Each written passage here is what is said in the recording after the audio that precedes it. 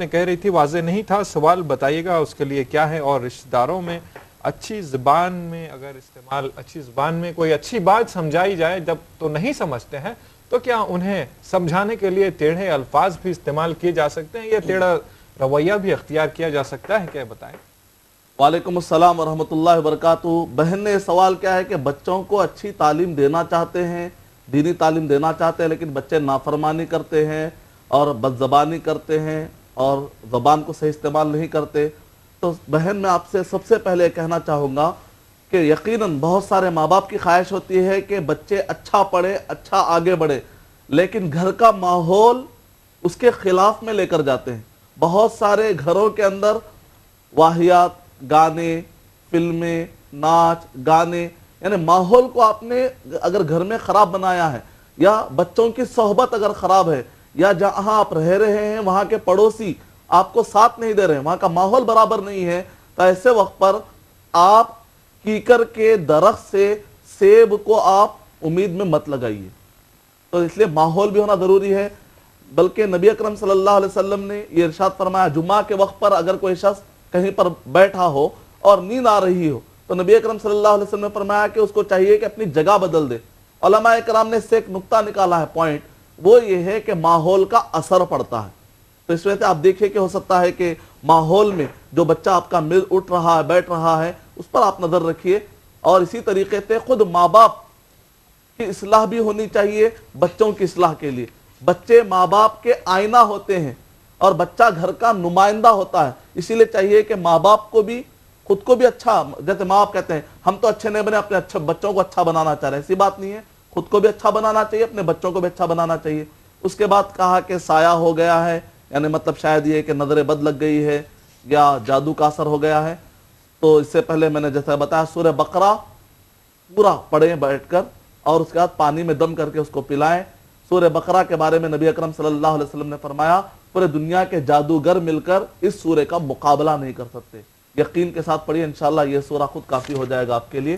اور اس کے بعد تیسرا سوال جو بھائی نے کیا ہے کہ اگر کوئی سمجھ نہیں رہا ہو، سمجھانے کے بعد کیا میں ٹیڑھا راستہ اختیار کر سکتا ہوں؟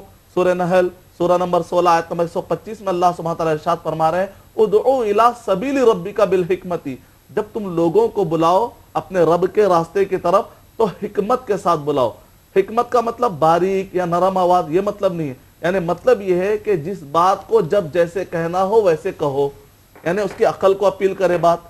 والموعظۃ الحسنہ، دلوں کو نرم کر دینے والے انداز میں اس کو سمجھائیے۔ بشیرا و نذیرا، یعنی آپ اس کو خوشخبری بھی سنائیے جنت کی، ساتھ میں جہنم کے آگ سے بھی ڈرائیے۔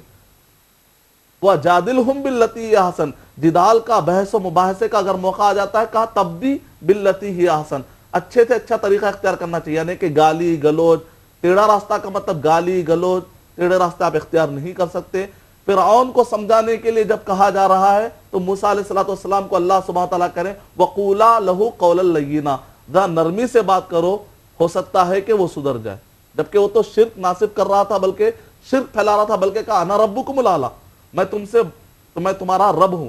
تو بعض اوقات لوگ غلط فہمیوں میں آ کر آپ سمجھتے ہیں کہ وہ شرک ہے، سامنے والا سمجھتا ہے کہ وہ شرک نہیں ہے، نتیجے میں ہٹ ڈر بھی پیدا ہوتی ہے۔ تو جب سامنے والا بہت زیادہ غلط فہمی میں ہو تو آپ کو چاہیے کہ یہاں پر ہٹ ڈر بھی نہ کرے، ایسے وقت پر آپ تھوڑا اور زیادہ صبر کا معاملہ کریں اور اچھے طریقے سے سمجھائیں، سامنے والے کو محسوس ہو کہ آپ اسے اصلاح کے بہانے گرا نہیں رہے ہیں، بلکہ سامنے والے کو محسوس ہو کہ بیچارہ میری اصلاح کے لیے تڑپ رہا ہے، یہ اس کو کلیئر میسج دیجئے، انشاءاللہ بہت جلد سدھر جائے گا۔ امید کہ آپ کا جواب مکمل ہوا۔ مدنی صاحب دیگر سوال تھا، سوال ٹاپک سے ریلیٹڈ ڈاکٹر صغیر اسد صاحب نے کلکتہ سے کیا تھا کہ زبان، قلم اور تلوار، یہ تینوں چیزوں میں کون سی چیز زیادہ طاقتور ہے، یہ پوچھا ہے انہوں نے۔ اور ابھی جو سوال آپ نے کیا ہے اور شعر بھی آپ نے سنایا ہے، تو مجھے بھی ایک شعر یاد آ رہا ہے، جیسا کہ شاعر کہتا ہے ہر گیا ہے کہ می رود مرگو ماں آیت، یعنی جہاں کہیں کیاریاں ہوتی ہیں، ہریالی ہوتی ہے تو وہاں پر پرندے بھی آ جاتے ہیں، لیکن جہاں پر کاٹیاں ہوتی ہیں تو وہاں پر آپ دیکھیں گے کہ پرندے آ کر، اگر جہاں پر کیاریاں ہوتی ہیں، پانی ہوتا ہے، سرسبز اور شادابی ہوتی ہے تو پرندے بھی آنا شروع ہو جاتے ہیں۔ انسان کے پاس اچھے اخلاق ہو تو لوگ اس کے پاس آنا شروع ہو جاتے ہیں، جب انسان کے اخلاق برے ہو جاتے ہیں تو لوگ اس سے دور ہونا شروع ہو جاتے ہیں. اور ایک شاعر کہتا ہے, اور ایک شاعر نے یہ بات کہی ہے, خالق کو ناپسند ہے سختی زبان میں, خالق کو ناپسند ہے سختی زبان میں, رکھی نہیں ہے اس لیے, رکھی نہیں ہے اس لیے ہڈی زبان میں. یعنی کہ شاعر یہ کہنا چاہ رہا ہے انسانوں سے حسن ظن رکھتے ہوئے کہ یہ زبان میں جو ہڈی نہیں ہے اس کا فائدہ یہ ہے کہ لوگوں کو فائدہ ہوگا. لیکن آج کے انسان نے اس کا الٹا مطلب نکالا ہے.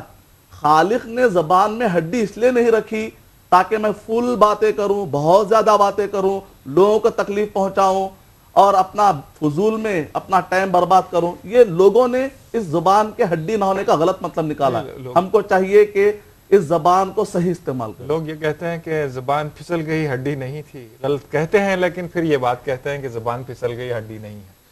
ناظرین آئیے کالر لائن پر موجود ہیں, دیکھتے ہیں کون ہیں اور کیا جاننا چاہتے ہیں. ہیلو ہیلو, السلام علیکم. ہیلو جی السلام علیکم. جی میں چودھری بول رہا ہوں کلکتہ سے. چودھری جی. ہاں السلام علیکم. چودھری صفی الاسلام. جی جی ماشاءاللہ ماشاءاللہ. کیسے ہیں بھائی, خیریت سے جو ہیں؟ ہے آپ کا پروگرام تو ہم لوگ ہر روز دیکھتے ہیں لیکن کبھی موقع نہیں ملتا ہے کچھ سوال پوچھنے کے لیے. ہاں جی. لائن ملتے ملتے ختم ہو جاتا ہے ٹائم. کیا بات ہے جی. تو میرا سوال یہ ہے کہ شخص کی مزاج سے اگر کسی کے بارے میں الٹا پلٹا سوچتے اور آل فال بکتے ہیں تو اس کو کس نظریے سے دکھا جائے گا اپنے اسلام میں, اور کیا اس کا طریقہ ہے, مطلب کچھ بہتر طریقہ ہے جو اس کو کیا جاتا ہے؟ بہتر ہے. چودھری صاحب آپ کے بچے کی آواز آ رہی ہے, معصوم کیسا ہے؟ جی ریحان. بہتر صاحب, بہت شکریہ آپ نے ہمیں کال کیا. ناظرین آئیے چلتے ہیں ایک مختصر سے وقفے کی جانب, اس یقین کے ساتھ آپ ہمارے ساتھ بنے رہیں گے, آپ کہیں نہیں جائیں گے.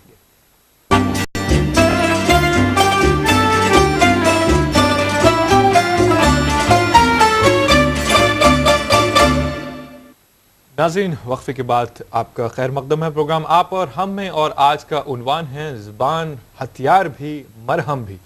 یقیناً اس سے متعلق سوالات آ رہے ہیں, دیکھتے ہیں کالر کون لائن پر موجود ہے اور کیا جاننا چاہتے ہیں. ہیلو جی وعلیکم السلام.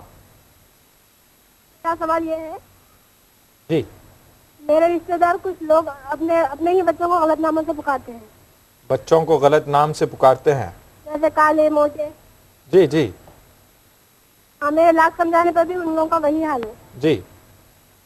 کیا میں اپنے رشتہ داروں سے سختی سے پیش آ سکتی ہوں؟ اچھا جی, اپنا نام اور مقام بتائیے. ارشاد فاطمہ. ارشاد فاطمہ, کہاں سے بول رہی ہیں آپ؟ چندران گٹا. چندران گٹا حیدرآباد. جی ہاں.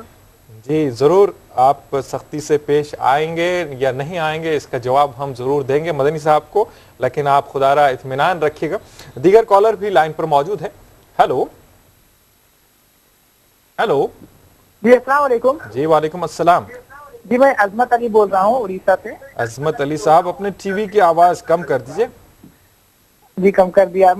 یہ میرا سوال ہے کہ ہم کبھی اپنے ماں باپ کو مطلب غصے سے یا کوئی غلط بات کہہ دیتے ہیں تو انہیں بہت خراب لگتا ہے, تو پھر ہم اسے دوبارہ کیسے سمجھائیں مطلب ماں باپ کو؟ جی ہاں. اچھا جی.